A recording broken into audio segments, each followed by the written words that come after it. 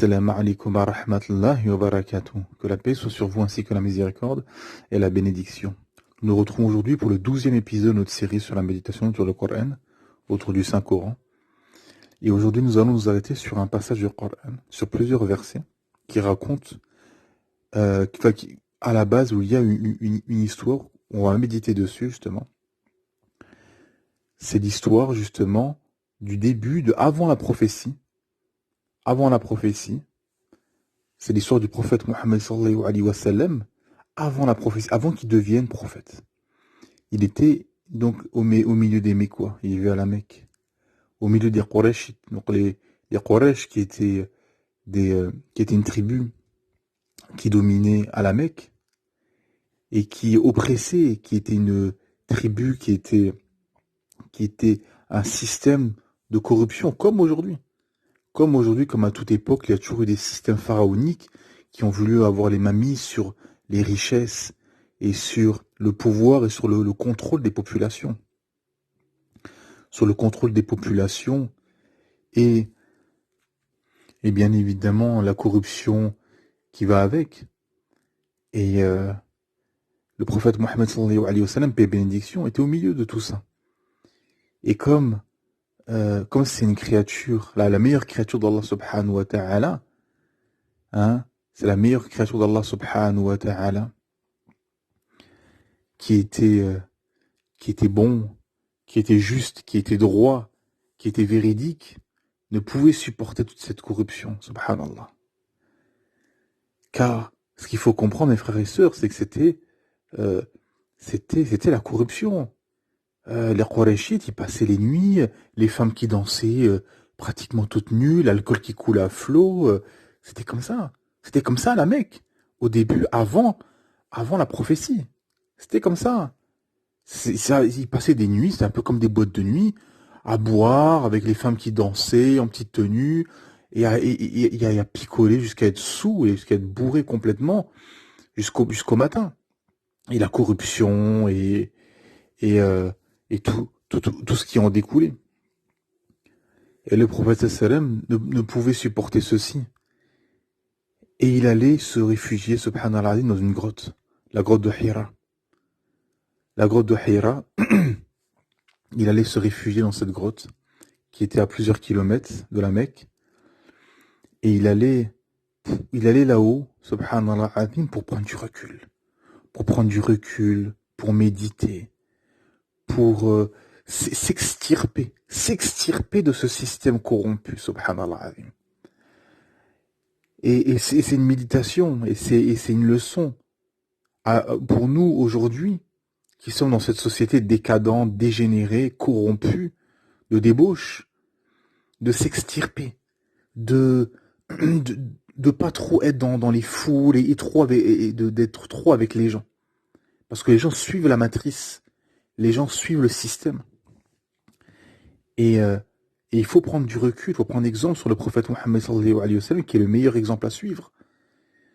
Et qui nous a montré la voie, justement, et de prendre du recul sur ça. De prendre du recul, justement, et de s'extirper quand on voit de la corruption. Quand dans ta famille, par exemple, il y a de la corruption, les gens sont à dire des mauvaises choses, et sont dans des choses terribles, dans la sorcellerie, dans la corruption, dans le mensonge, dans le laxisme, etc., etc., il faut s'extirper. Et bien sûr, jamais couper le lien de parenté, bien évidemment, mais ne pas trop rester avec des gens nocifs. Des gens qui peuvent être nocifs pour toi. D'ailleurs, on a un hadith, le prophète qui dit en gros, tu auras la religion de ceux que tu fréquentes. En gros, voilà, tu vas avoir leur mentalité, tu vas avoir leur idéologie, etc. Donc des gens comme ça, nocifs, etc., il faut prendre du recul. Il faut s'extirper, subhanallah. Et la solitude permet, comme le prophète sallam nous a donné l'exemple, de prendre du recul et d'être seul avec soi-même, subhanallah. D'être seul avec soi-même et d'être en tête à tête avec soi-même et de méditer. De méditer. Subhanallah. Ce qu'a fait le prophète Mohammed sallam. Il est dans cette grotte. Il est dans cette grotte, souvent, de plus en plus, jusqu'avant la prophétie, ça s'intensifiait, pardon. jusqu'au- jusqu'à ce fameux soir miraculeux qui a changé la face de l'humanité. Une nuit, une nuit dans une grotte, dans une montagne au milieu de l'Arabie a changé l'histoire de l'humanité et a changé la face du monde. Subhanallah. C'était le début d'un changement et qui a été un changement et qui a changé la face du monde. Subhanallah. Le prophète sallam vit un homme et cet homme lui dit lis, lis au nom de ton Seigneur. Iqra. Le prophète sallam dit je ne sais pas lire. Iqra. Cet homme répète Iqra, lis. Et le prophète sallam qui était illettré disait je ne sais pas lire. Il lui a dit Iqra. Il a répété Iqra bismi rabbika alladhi khalaq. Lis au nom de ton Seigneur qui a créé. Et le prophète sallam disait je ne sais pas lire. Jusqu'à que cet homme le serra fort, fort, fort et le relâcha. Et le prophète sallam est parti. Et quand il est rentré voir Khadija radiallahu anha, son épouse, et il lui dit couvre-moi, j'ai vu un fantôme, j'ai eu peur, j'ai vu un homme, j'ai vu quelqu'un qui m'a fait peur. Et là, c'est une leçon, les savants nous disent, pour les femmes, c'est que Khadija, sa femme, radiallahu anha, elle l'a pas engueulé son mari. Elle lui a pas dit, mais qu'est-ce que tu vas là-haut? Pourquoi tu vas là-haut? Qu'est-ce que t'as fait? Elle l'a pas engueulé. Au contraire, elle l'a réconforté. Elle l'a encouragé. Elle lui dit, n'aie pas peur. N'aie pas peur. T'es quelqu'un de bon. T'es souriant. T'aides les nécessiteux, etc. Allah te fera jamais de mal. Subhanallah. Allah te fera jamais de mal. Subhanallah. Et Khadija radiallahu anha a donné l'exemple à toutes les femmes et à toutes les épouses d'encourager son mari, d'être à ses côtés, de l'épauler, de l'encourager, pas de l'enfoncer, de l'engueuler et de le décourager, subhanallah, de toujours encourager son époux, subhanallah. Et le prophète est retourné à la grotte et il revoit l'homme. Et en fait, cet homme, c'était l'ange Gabriel. Jibril alayhi salam qui était sous la forme d'un homme parfait. Et il lui a répété ces versets et il lui a récité ces premiers versets, subhanallah azim, qui sont Iqra bismi rabbika alladhi khalaq. Lis au nom de ton Seigneur qui a créé. Khalaqal insana min alaq. Qui a créé l'homme d'une adhérence. Iqra wa rabbukal akram. Lis ton Seigneur est le très noble. Alladhi allama bil qalam. Qui a enseigné par la plume, le qalam.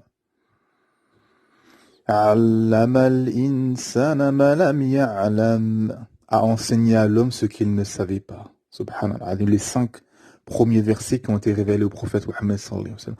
Après la sourate a 19 versets, mais c'est des versets là. C'est les 5 premiers versets qui ont été révélés dans la grotte de Hira au prophète Muhammad sallallahu alayhi wa sallam par l'ange Gabriel. Ensuite, donc, il lui a annoncé qu'il était le prophète d'Allah subhanahu wa ta'ala. Et quand il marchait, les jours d'après, quand il marchait, les palmiers et les rochers se tournaient vers le prophète sallam en lui disant tu es le prophète d'Allah. Tu es le prophète d'Allah subhanahu wa ta'ala. Et il a entendu une voix au-dessus qui lui disait tu es, ô Mohammed, tu es le prophète d'Allah. Et il a vu l'ange Gabriel assis sur un trône, subhanallah. Et à partir de là, la prophétie a commencé. Subhanallah. Et ce qu'on va méditer aujourd'hui, par rapport à ces versets magnifiques, où Allah Ta'ala nous explique qu'il a enseigné à l'homme ce qu'il ne savait pas et qu'il a créé l'homme. L'homme aujourd'hui se rebelle, dit je vais combattre l'islam, je vais interdire le hijab dans la rue, je vais faire ci, je vais faire ça, mais tu vas rien faire, tu es une créature faible et insignifiante. T'es qu'un coup de vent qui est passé dans l'histoire de l'humanité. Tu n'es rien. Et tous les gens qui ont combattu le prophète sallam par la suite et qui ont combattu l'islam sont dans les poubelles de l'histoire, sont inconnus. Par contre, le Coran s'étend au monde, la ilaha illallah Muhammad Rasulullah s'étend au monde, l'islam s'étend au monde et les conversions augmentent. Allahu Akbar. Subhanallah azim. C'est parti d'un homme il y a plus de 1400 ans au milieu du désert d'Arabie. Comment un homme aurait pu faire ça, subhanallah azim? Allahu Akbar. Allahu Akbar. Allahu Akbar. Subhanallah. Et là où on va méditer, c'est que le prophète sallam s'est extirpé justement de ce système corrompu. Et ça, c'est une leçon. Il faut prendre du recul sur ce système.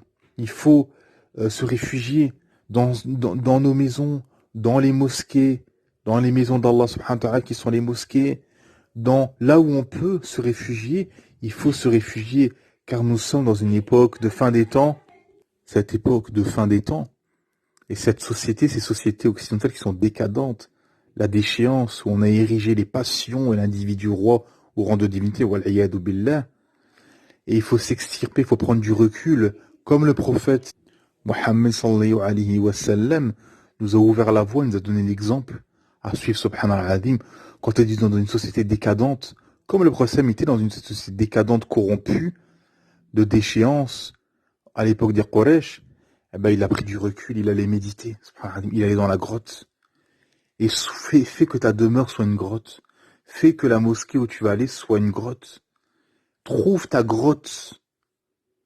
Ô frères et sœurs, trouvez vos grottes où vous pourrez vous réfugier et méditer sur les créations d'Allah Ta'ala et avoir cette relation avec Allah Subhanahu wa Ta'ala. Car dans une époque de fitna où il n'y a pas beaucoup de gens qui suivent le Coran et la Sunna de façon authentique. Hein, entre les gens qui sont dans la mécréance et l'infidélité, entre les musulmans des passions et les musulmans laxistes, il n'y en a pas beaucoup. Il faut tenir entre vents et marées. Le prophète Sam nous a annoncé cette époque de la fin des temps, où on sera la période des al-Ghuraba, des étrangers. Tu seras un étranger dans ta propre famille, dans ta tribu, tu seras combattu et marginalisé, et c'est ce qui se passe aujourd'hui. On est combattu et marginalisé, pourquoi? Parce qu'on croit au Seigneur de l'univers, Allah subhanahu wa ta'ala, pendant que la masse suive la matrice, suivent Satan, et attendent la venue de Masih ad-Dajjal, et nous sommes soumis à Allah subhanahu wa ta'ala et nous attendons la venue de Isa, alayhi salam, de Jésus, fils de Marie. Et la méditation aussi, c'est que, regardez par exemple hier, quand ils ont annoncé l'élection, justement la farce électorale, quand ils ont annoncé qui allait devenir président, qui l'a annoncé? C'est Marianne. Ils ont annoncé comme ça, c'est Marianne qui va vous annoncer qui sera le futur locataire de l'Élysée. La hawla quwwata illa billah. Imaginez-vous. Donc ils ont pris cette Marianne comme idole, une femme dénudée. La yadu billah. Donc ils ont pris ça comme idole et leur système démocratique, ils défendent coûte que coûte. Hein.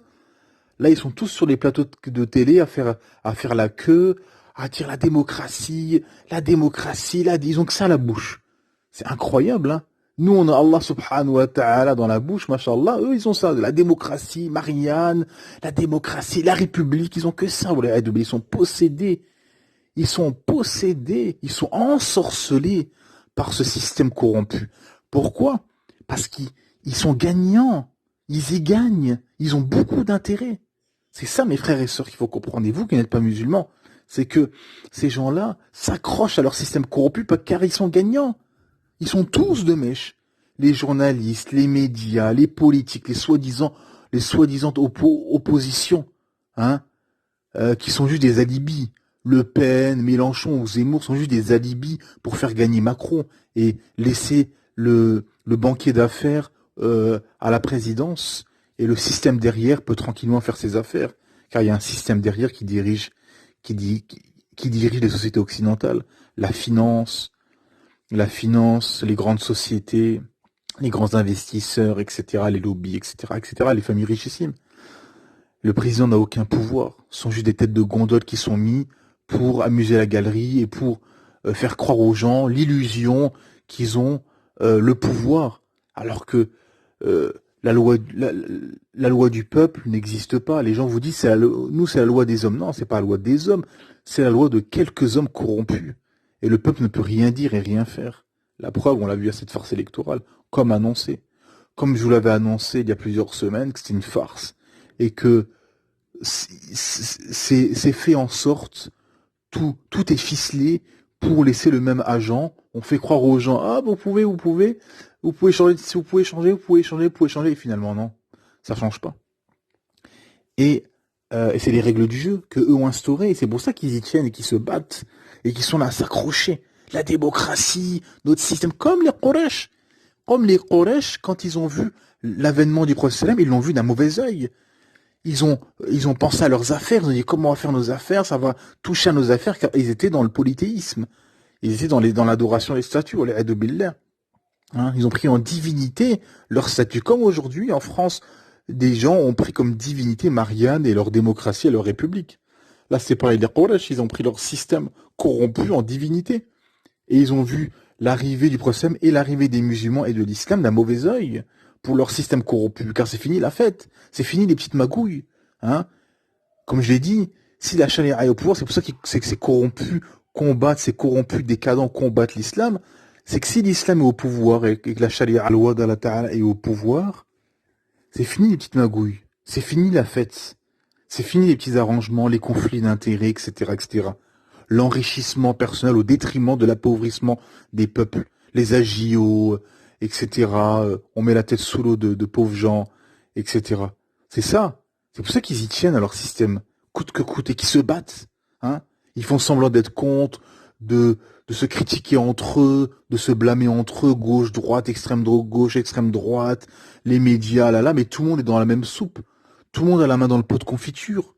Tout le monde est dans ce système et tout le monde défend. Personne, vous n'avez pas un politicien ou un journaliste qui remet en cause leur système démocratique. Personne. Personne dit officiellement comme ça, il faudrait changer de système, essayer d'essayer autre chose, etc. Non, parce qu'ils sont tous, comment dire, ils sont tous gavés. Ils se gavent tous. Ils se remplissent les poches. C'est pour ça qu'ils y tiennent à leur système corrompu. Et qu'ils font la queue sur les plateaux de télé pour dire la démocratie, la république et blablabla. Bla, bla, bla. Tout le tralali. Hein.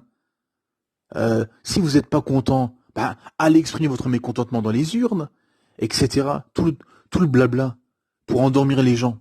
Mais les gens se réveillent et comprennent. Comprennent que c'est un système corrompu. Et c'est ce qui se passait à la Mecque à l'époque. Et les Quraysh avaient un système corrompu pharaonique qui oppressait les gens. Hein, la femme était considérée comme un animal, ils enterraient le bébé de sexe féminin, le noir était un esclave d'office, etc.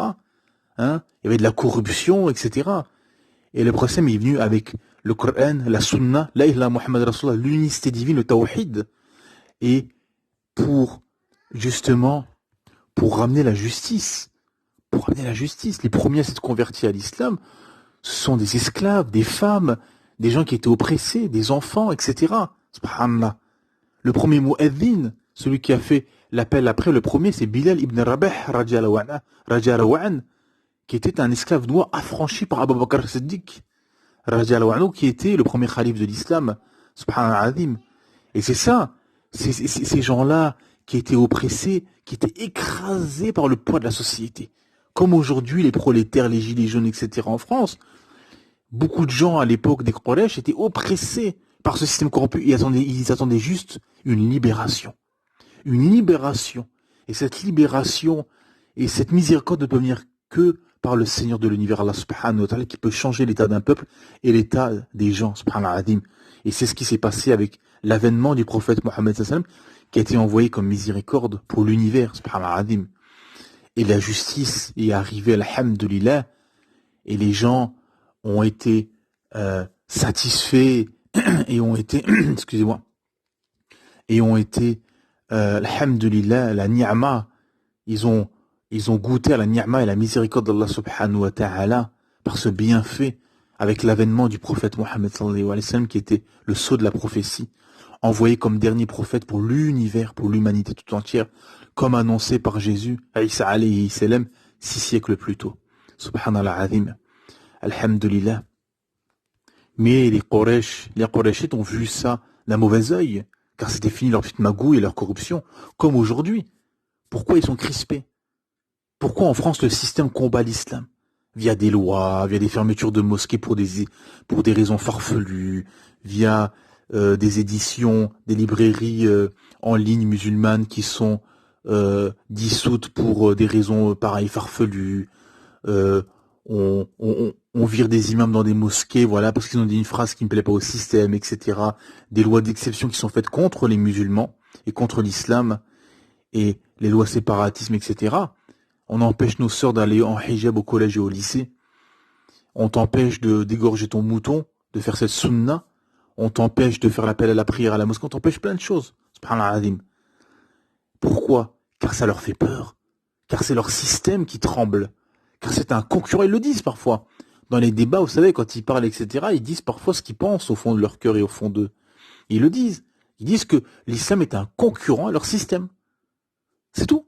Les Corses on ne dit pas que c'est les séparatistes, les Corses, parce qu'ils ne remettent pas en cause le système. Eux, ils veulent juste que, au lieu que l'argent qui descend en Corse fasse Bruxelles, Paris, Paris, Corse, ben sinon, on veut être indépendant, être seul, et comme ça, on aura les sous Bruxelles qui viennent directement en Corse, en restant dans l'Union européenne. Ils ont compris ça, les Corses. Donc, c'est pour ça qu'ils veulent l'indépendance. Mais on ne dit pas que c'est des séparatistes, car eux, ils veulent rester dans ce système. Pareil pour les Bretons, pareil pour les Gilets jaunes, etc. Hein, ou l'extrême gauche ou l'extrême droite, ils sont tous dans le système. Donc ils veulent tous, ils ont aucun projet de remise en, ils remettent pas en question le système, ils ont aucun projet justement pour les concurrencer. Donc eux c'est pas des séparatistes. Mais toi quand t'es musulman, quand t'es soumis à la terre, t'es un séparatiste. Pourquoi? Pour leur système corrompu. Parce que justement, t'es un danger. L'islam est un danger, est un concurrent, est un danger considérable pour leur système corrompu. Et c'est pour ça qu'ils combattent l'islam jour et nuit, qui s'efforcent, et qui s'efforcent. Les loyers qui explosent, la dépression, le suicide, le chômage, les conflits d'intérêts, la corruption, le blanchiment d'argent, etc., etc. Et tout ce qui se passe, on te parle de hijab, on te parle de bouche halal, on te parle de on va fermer cette mosquée parce que l'imam, il aurait dit un truc, en fait, c'est rien, quoi. Il a dit un truc qui n'est pas sous le coup de la loi, et on le dit non. On le vire parce que justement, il parle trop, il réveille les gens. Ouais. Quand vous réfléchissez, que vous méditez, que vous parlez, vous êtes un danger. Vous êtes quelqu'un de dangereux. Dès que vous commencez à réfléchir, à parler, à remettre en question, à faire da'wah surtout, à parler d'islam et à propager l'islam, vous êtes quelqu'un de dangereux pour leur système corrompu. C'est ça la réalité. Et l'islam est un concurrent sérieux. Et il le constate, et c'est factuel, car beaucoup de gens se désavouent de leur système corrompu, Tarout, pour aller vers l'islam. Combien de Français se convertissent à l'islam? Beaucoup. Alhamdulillah. Et ça leur fait mal et ça leur fait peur de voir tous ces Français quitter leur système corrompu, leur île de la tentation, pour rejoindre le bateau de la miséricorde et de l'islam. Subhanallah, et prendre le large et rentrer pleinement en islam. Subhanallah. Et quitter ce système de Tarout, comme je le disais dans quelques audios précédents. Elle est là la réalité. Et c'est ça qu'il faudra méditer, mes frères et sœurs, sur cette histoire, l'histoire du prophète sallam avant d'être prophète, qu'il a pris du recul. Il a médité. Il s'est mis seul en tête à tête avec lui-même, subhanallah azim. Il a médité avec la création d'Allah subhanahu wa ta'ala. Il s'est mis, il s'est extirpé de ce système corrompu. Il s'est extirpé de ce système corrompu, et ce qui permet aussi, en s'extirpant, c'est de ne pas être touché, hein, que ce ne soit pas nocif pour nous d'être proche de ceci ou d'être dans ce système corrompu, et de prendre du recul, alhamdulillah, et de tenir au livre d'Allah subhanahu wa ta'ala et à la sunna de notre messager, le prophète Mohammed sallallahu alayhi wa sallam. Et je vais finir avec ce hadith où il y avait une femme qui était une noble à l'époque des Quraysh et qui avait volé. Et la peine, comme vous le savez, pour le voleur et la voleuse, c'est couper la main. Et les Quraysh s'étaient mis au le procès en lui disant, est-ce que, en gros, ils voulaient négocier pour empêcher que cette peine s'applique.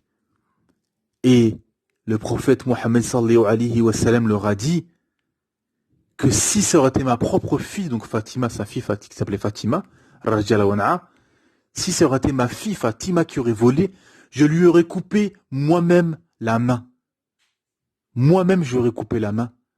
Et il ajouta, ce qui a perdu les communautés avant vous, c'était que ils appliquaient les lois divines pour le peuple, pour les gens d'en bas, et ils ne l'appliquaient pas pour les nobles et les gens riches, les gens hauts dans la société. La hawla quwwata, imaginez-vous, subhanallah azim. Et c'est ça la justice de l'islam. Le prophète dit, donne une leçon en ce hadith. Il dit, si ma fille aurait volé, moi-même j'aurais coupé la main, j'aurais appliqué la loi divine sur ma propre fille. Il n'y a pas de passe-droit en islam. Il n'y a pas de conflit d'intérêts. Il n'y a pas je connais Foulaine. Il n'y a pas je mets mon cousin ministre parce que c'est mon cousin, mais il n'y a aucune compétence, hein, comme ça se passe dans les pays maghrébins. Je mets lui à la tête de cette société, mais il est incompétent. Mais comme c'est mon cousin, je le mets. Et vous avez toute la société qui s'effondre. Car on met des gens incompétents à des postes, comme le prophète nous a dit. Quand l'affaire sera confiée à celui qui n'en est pas digne, ce sera un des signes de la fin des temps, subhanallah azim. Et le prophète nous dit, justement, qu'il n'y a pas de passe-droit, que ce qui a perdu les communautés avant, c'est qu'ils appliquaient la loi divine sur le peuple, sur les gens d'en bas, et ne l'appliquaient pas chez les nobles et chez les gens hauts dans la société. Et c'est ça la justice de l'islam, c'est que les peines s'appliquent pour n'importe qui. Homme, femme, pauvre, riche, peu importe ton statut dans la société, on prie tous ensemble en rang, et on est tous à la même, à la même échelle pour les peines, peu importe ce qu'on a fait, la peine doit s'appliquer, subhanallah azim. Et je vais vous laisser dessus, méditer sur ce hadith, qu'il n'y a pas de passe-droit, et méditer sur cet audio qui est de prendre du recul et de s'extirper, et de pas trop être dans la foule, et de pas trop avoir beaucoup de connaissances, car trop connaître de gens, surtout dans cette époque, n'est pas forcément un bon signe, car les gens sont malades du cœur, corrompus et pris dans la matrice. Gardez toujours un peu de recul, gardez une relation, soyez connectés avec votre Créateur Allah subhanahu wa ta'ala, prenez garde, faites attention à vos arrières et placez votre confiance qu'en Allah subhanahu wa ta'ala et aux frères et sœurs de confiance. Subhanaka wa bihamdik. أشهد أن لا إله إلا أنت أستغفرك وأتوب إليك